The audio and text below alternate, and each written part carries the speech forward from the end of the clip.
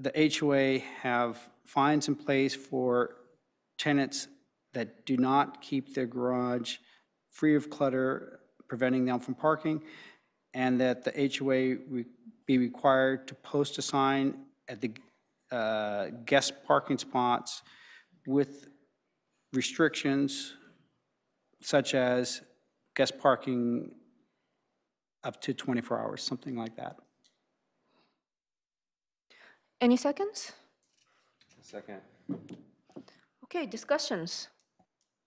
Questions? Okay, all in favor? Aye. Aye. Any opposed? I'm opposed for the reasons I mentioned. Okay, so it's 5-1, motion carries. Appeals? Oh, appeals. Oh, what are the appeals time limits? No appeal for this because it's a recommendation for city council action, so their action becomes final. Okay. And we're looking probably November 7th. November 7th for the hearing, tentative. November 7th. Okay, thank you. All right, let's move on to public presentations. Would anyone in the public like to speak on any other matters? No. Okay, reports of commission and board liaison and committee. Commissioner Jane? I believe this is when I can report on that I attended the California APA meeting. And I do have a slide that I want to bring up. I attended 2 sessions in particular that were on housing law, and they were very interesting and very informative. One was by a McKinsey consultant who has an MBA from Stanford, and she talked about how to close the California housing gap. So, relative to New York, California has added 80% less housing per capita.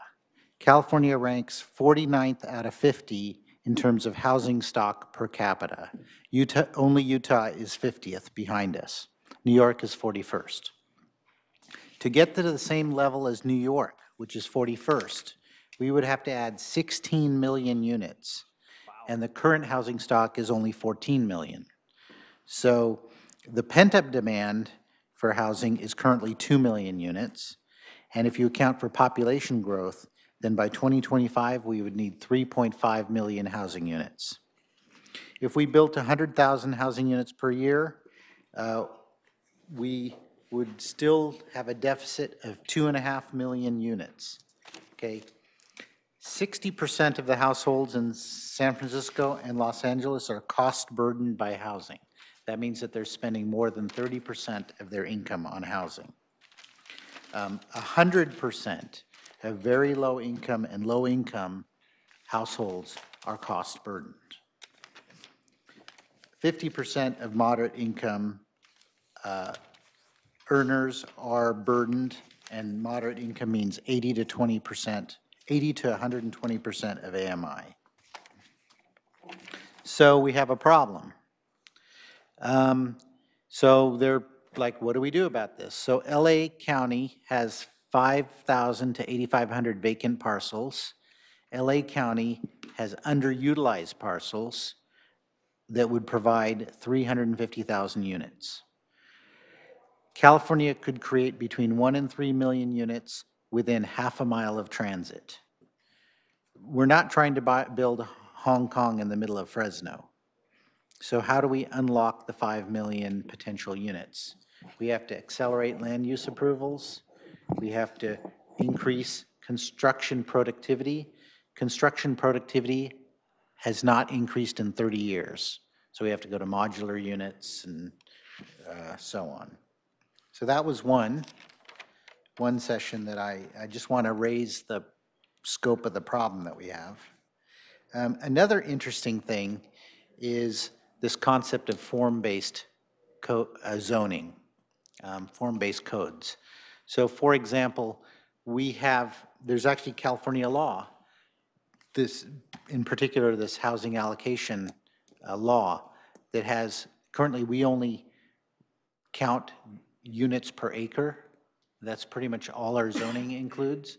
So according to this law, someone could build a 4-story housing complex right next to single family, and we have no recourse over that. That's just the law. So it's the only way we can deny it would be by if it impacts public safety or, what was it? Public safety and health, yeah. So, so form-based coding says that we would restrict the width of a building and the height of a building. So in our zoning for like El Camino Real, we should be putting in the height and width restrictions for the buildings. And that would allow us to be able to deny projects based on height. Because right now we have nothing in our code to restrict that based on this new law. So that's just something to consider. They actually had a project, and this is kind of interesting. They had a project that was a 2-story project. Oh, can we go to the next slide? Sorry, that one. That one, okay. So it's called missing middle housing. That's the colored housing in the middle. So you have single family over there to the left, and then you have high density, what we call high density multifamily over on the right. But you can have duplexes, triplexes, condominium apartments, bungalows, and so on. So you can actually have if you had form-based housing, you could have a 2-story on El Camino, and you could do 100 units per acre. They actually had a picture of this, but they would be units that were 350 square feet. They would be micro-housing. So if you did form-based, you wouldn't even have to go to 3 stories to do 100 units per acre on El Camino. But you would just say, this is the height restriction, and developers can put as many housing units as they want inside there as long as they meet parking and whatever requirements. So that was kind of an interesting session that I went to. Then there were a bunch of new laws, and I actually asked Xander to try to give us a sort of a description of there's SB 35, there's SB 167, AB 678, AB 1515, SB 166.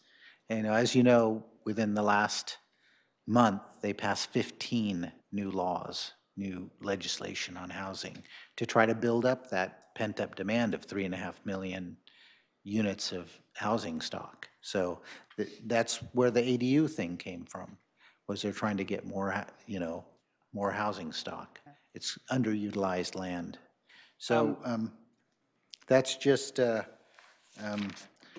so this missing middle is, you can see that you can actually have live-work units. They're only 2-3 stories high, but you could actually have 50 to 100 units per acre. But I think we probably need to go to some sort of, micro-housing to meet the affordability problem that we have, because we have so many people that are homeless and can't afford places.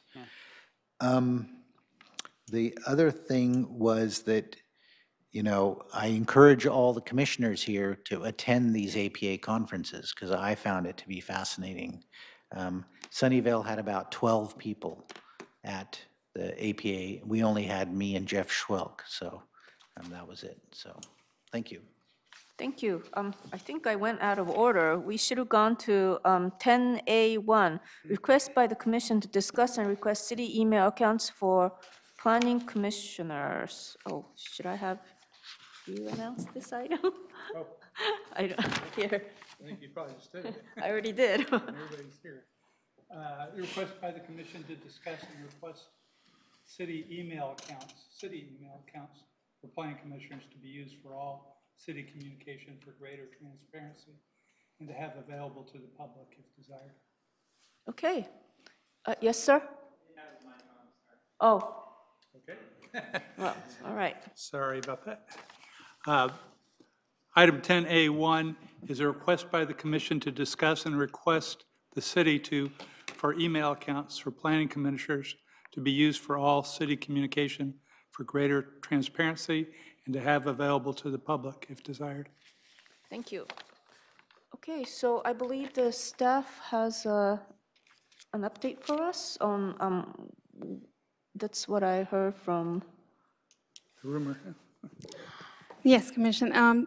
Just to let you know, the request will be forwarded to the city manager's office. It needs to go through process of approval, and it also needs to be reviewed by the city attorney's office to have a policy in place for that. So there's a number of steps, but it will be added as a request. okay, thank you. Do we have any comments or questions on what the city is doing? Okay, Commissioner O'Halloran? No, I do not. Oh, okay, all right. Commissioner Kelly? Yeah, I just wanted to piggyback on what Sud says. I think with so many new housing laws that impact what we can do, and some, it appears, just reading what I got today, Commissioner Kelly, I shouldn't have switched the order of the agenda, but can we follow the agenda now? okay, that's fine. Okay, thank you. All right, so let's announce the next item, which is 10A2. Okay, this is a request by the commission to discuss the recommendation for the zoning code update to exclude homes in R1-6L zoning designations with one-car garages from two-car garage requirement. Okay, does Commissioner Jane, who proposed this item, need to speak on this matter? Or I think we covered this at the last meeting, but, I didn't actually propose this oh, one. who? Yeah. Oh, it was Commissioner Chahal, excuse me. So I proposed this thing, we had another applicant today who came, same R16L zoning, but they do not have a standard 66 or 65 feet front. And every time they come over here and we are approving those anyway. So I'm trying to streamline the process for the residents. But on this one, it should not be standard R16L zoning. I would say R16L zoning, which has front less than 55 or something.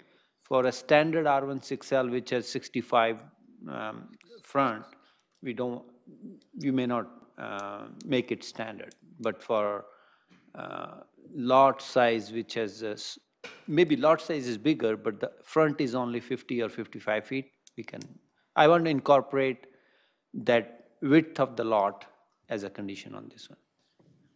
Okay, if you want to restrict the width of the lot, I would say that really needs to be studied more, because the lot width, I wouldn't say, is it always going to directly correlate to the configuration of the house? Because some of I think the properties that we've been talking about, you've been seeing, were constructed with one-car garages, and there isn't sufficient width to expand, even if they are 60 foot wide, because of the way the rest of the floor plan is configured, or it requires substantial reconstruction of the house, and that's been the hardship involved in that. So if you want to refer this to the council, we could list it as a council item for consideration, or we can just defer this to the zoning code update and deal with it comprehensively.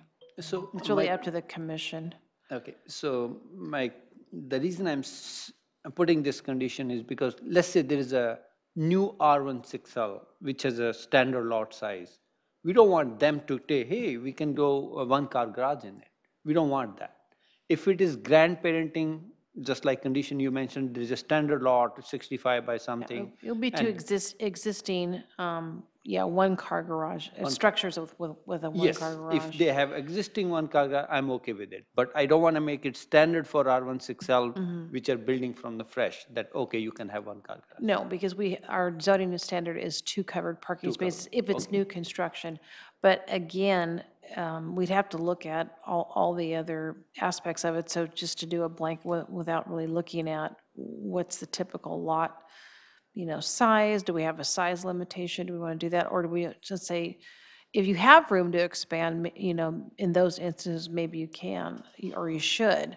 So we'd have to differentiate that. So we could refer this to the Community Development Director to discuss with the city manager whether they want to move forward with it as a separate amendment to the code right now, and, or to refer it back to the zoning code update. So it depends on what the commission would like to do with the recommendation.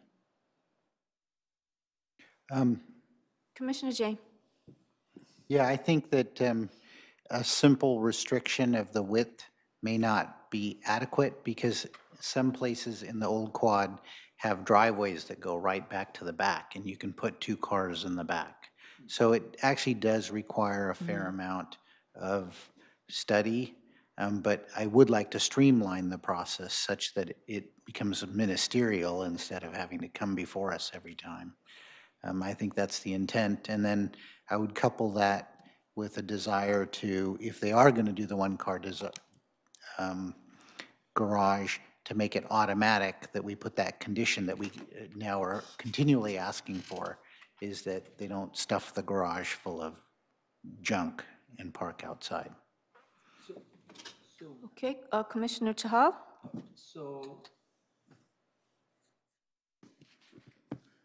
So would you like to bring this back with the suggestions we are talking about, and then we can forward it to council or a discussion with the development manager? Well, we would have to refer it to the director Okay. first to see that, because he has to authorize the work for us to move forward with it as say, a code amendment. And so we could get that feedback for you first. Okay. And then see whether or not, again, he would have to review that workload again with the new city manager to see whether they want to take that as a text amendment out of order, or just incorporate it into the overall zoning code update. So I'm okay with that. Okay. Commissioner O'Halloran? I think I'm going to say the same thing, is basically I'd like to see staff come there with the idea of grandfathering those that have that, and they are not doing something different to the property that would encourage us to make a larger garage. They're not making it 2-story or something, but whatever the suggestions would be, I'd like to see those from the staff. Okay, because right now, the second car covered parking space doesn't come into effect unless you're exceeding 500 square feet or adding a 3rd or more bedroom. Okay, well, actually, to me, that's fine. Yeah. Okay. It's for another topic, so. Uh, I would just like to add that I would like to request that either staff or the attorney present on all of these new bills in a study session. Wait, that's not what we're discussing. No, I'm Does saying Commissioner another Jane have topic. anything else to No, say no. about this matter? No. Okay, thank you. So that closes the item, and I think the conclusion is that the staff will get back with us on how the Community Development Director would like to proceed. Thank you very much. Okay, I don't think there's anything on board or committee assignments. Nope. Okay, nothing to report from Architectural Community Do we Committee. need to do anything about getting the open position filled? Do we have any open positions? Wayne. That's the council. That's a council matter. Yeah, there is a report going forward on the 10th stating that to accept Commissioner Wang's resignation and to announce the promotion of the vacancy. That's supposed to be, I believe, on the 24th. So we will be doing an agenda report for the chair to do the presentation on that date. So we will send that to you. We just received the email from the clerk's office of those dates. I think it was late yesterday afternoon. So we'll send that on to you with those dates. And we'll, we can give you a draft presentation, and if you want to edit that, you can do that. I prefer, Okay. I appreciate that. Thank you. Okay, thank you for bringing that up. Okay, so item 10D, anyone anyone else would like to talk about travels or trainings they've received? Okay, then, let's go. So, we have, California Senate had a very busy session, and a lot of commissioners have questions about the new laws that are about to be signed by the governor. Many commissioners are expressing interest in getting trained. So is there any proposal from the staff on how to proceed with this request? I will talk to Xander tomorrow, and we can figure out the best planning commission meeting to come forward with a study session to go over those new laws for the commission.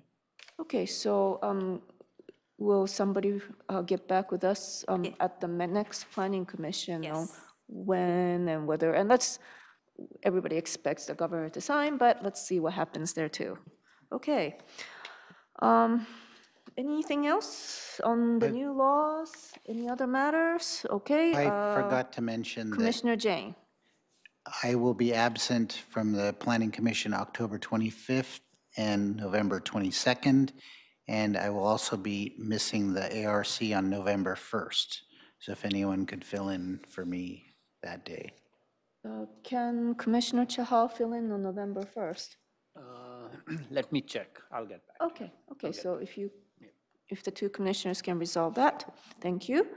Commissioner O'Halloran? I'm sorry, I have my light on. Oh, okay, thank you. All right, any updates from the Director of Community Development? The only update we have in terms of the city council actions last night was 1700 Richard Avenue, and that was strictly a tentative parcel map. So it was to split the property into two, and that was for a industrial use. Thank you very much. Okay, any other city council actions? None, then any motion to adjourn? Motion to adjourn. All in favor? Aye. Thank you very much. Before your curfew.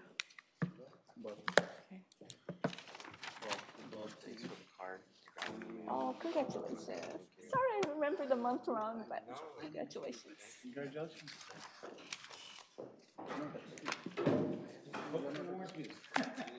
Yuki, you're coming tomorrow? What's up?